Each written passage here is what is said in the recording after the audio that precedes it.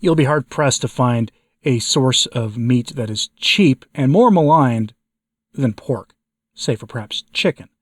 It's widely agreed upon that chicken is, well, largely nutrient vacant, mostly protein and some fats that are less than ideal, though chicken does, of course, contain some nutrients that are worth consuming, but is often something regarded as like a garnish that you'll have or the occasional treat in the form of your chicken wings or whatever method of eating chicken you prefer.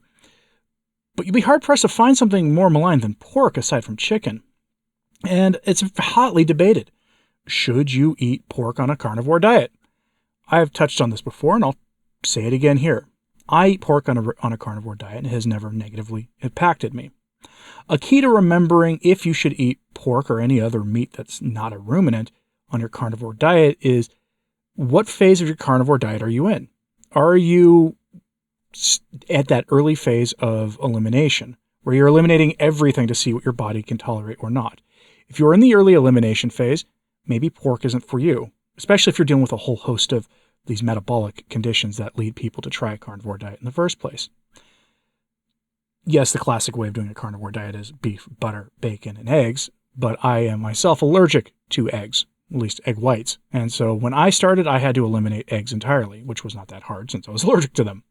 It was only later that I discovered that my allergy wasn't to a whole egg, but to just the egg whites. And so I can have egg yolks, although I don't particularly care for them much, but you know, they are quite tasty when you make certain carnivore sauces like a hollandaise or something with them.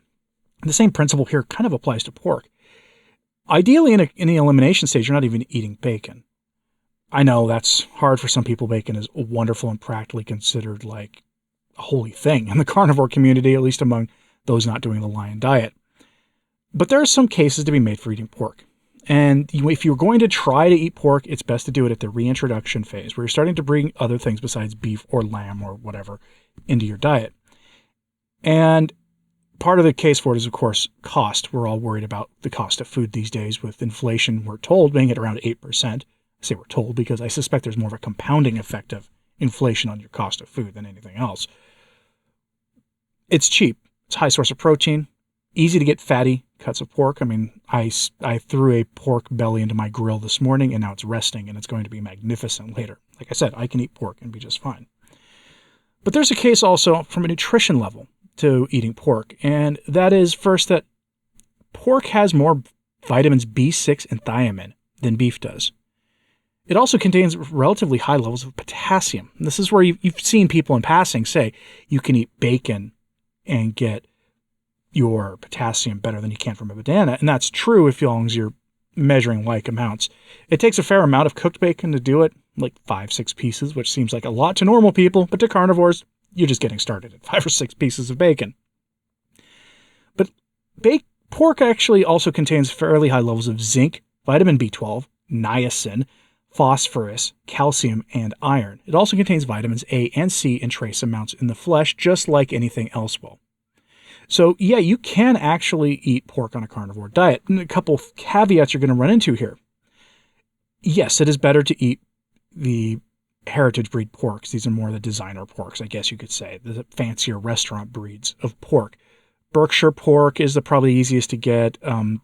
American Pygmy is another one. There's a fair number of these out there. The only retailer I know that sells Berkshire pork is an online realtor called Wild Fork Foods. No, they're not sponsoring this channel. I have bought food from them before. Their pork is really nice. The reason that you might want to consider adopting more, heritage breed pork over conventionally raised pork is that pork in the industrial farm system is fed some pretty nasty stuff, and some of that can show up in the fat. So be advised, not everybody has a negative reaction to conventionally raised pork products, though, but some people do. Enough people do that it could be a problem. If you if you experience inflammation from eating bacon, from conventionally raised bacon, and it's even from eating conventionally raised bacon, but not, that is sugar-free, you may be having a problem with some of the fat content. And that's why you should go look for the Berkshire pork from Wild Fork Foods, or some of the online exotic meat dealers will also sell like Iberico pork or some of the other more naturally raised animals. That might be one thing. Some people just in general can't handle pork, though, and that is unfortunate for you. This is why you try it at the reintroduction stage of your diet, where you've reached a place in the where you know carnivores or ultra low carb is where you want to be for your best optimization, but you want to see what it is your body can handle. Pork might actually be the first thing you reintroduce, perhaps after eggs, if you eliminate eggs. That is what I did, and I found that I can handle pork just fine. But there is a case for it, and it's eating pork, and it's nutrient dense, just like beef is, just in a very different way, in that your costs are just a fraction of what beef is. Go compare the prices sometime at your grocery store. You'll find that the pork chop is cheaper than the steak, often the case. Now, I'm not saying build your carnivore diet on that.